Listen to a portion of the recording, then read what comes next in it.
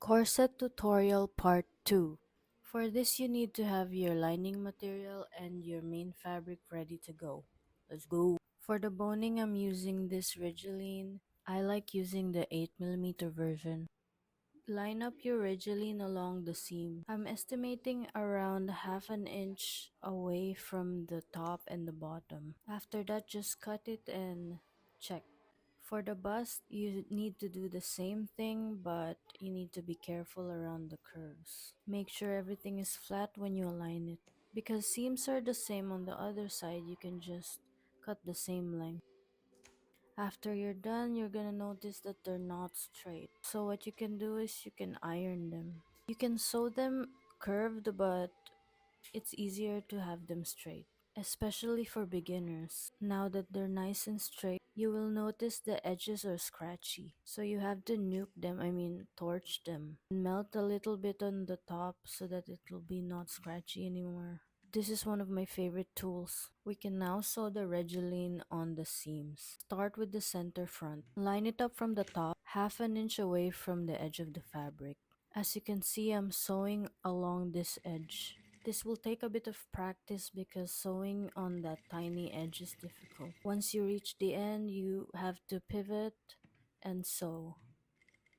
And pivot again and sew. Just sew till you reach the end.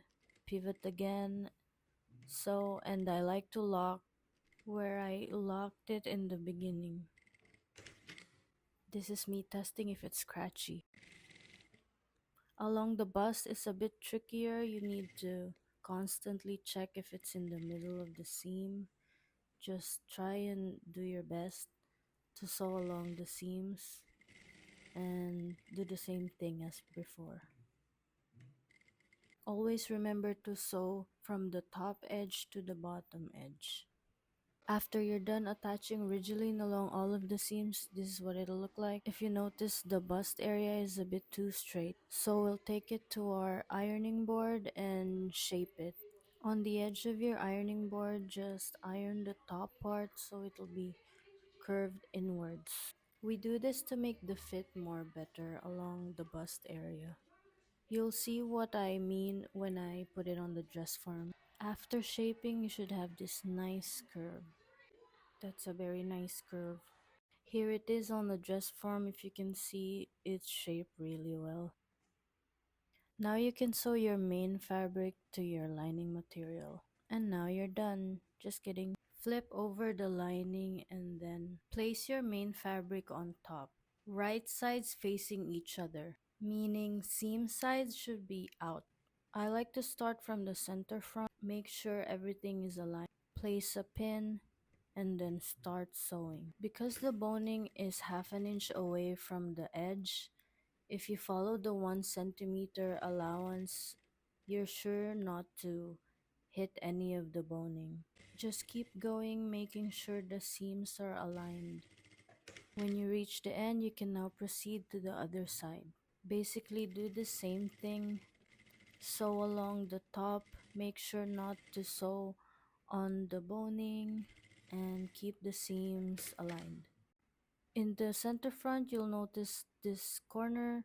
You need to snip the middle part so that when you flip it, there won't be any tension. Just don't snip past the seam allowance. Now we open it up because we need to do some top stitching. To do this, you need to make sure that the main fabric is overlapping the lining material. Because when we start sewing, we'll sew along the edge of the lining. Sew about 1 to 2 millimeters away from the edge. Always make sure that the underside is correct and keep pulling the sides of your fabrics away from each other so that when you sew, it'll be nice and flat. This is what it should look like after. Nice and clean. Now we need to iron the top edge. This is me ironing. At this point, you can also shape the bust part a bit more. Remember, ironing is just as important as sewing. You'll know that you did a good job ironing if a bit of the main fabric is peeking through the back. Now all we need to do is sew the bottom edge. To do that, we need to flip it over again and align the seams together. When I sew the bottom edge, I like to keep half a centimeter away from the lining material, like this. That's because the lining material should be a bit shorter anyways. This is just a shortcut I like to do. Just make sure the seams are still aligned and just keep sewing till you reach the end. The edges should look like this. After you're done, we can finally flip it over. Just reach your hand through the inside of your corset and pull from the other side. After you're done wrangling the insides, it should look like this. It's looking good, but you still need to iron the bottom edge. When I do this, I kind of like massage the seams so that it'll be like up to the edge like this. Massage, iron, you know how it goes. Massage and then iron. Again, you'll know that you ironed it well if a bit of the main fabric is peeking in the back. Now you can decide on what closure to put, either eyelets like this or a jacket zipper like this. Yay, we're finally done. This is what it looks like on the mannequin. Look at that snatched waist, boy. Okay, thanks, bye.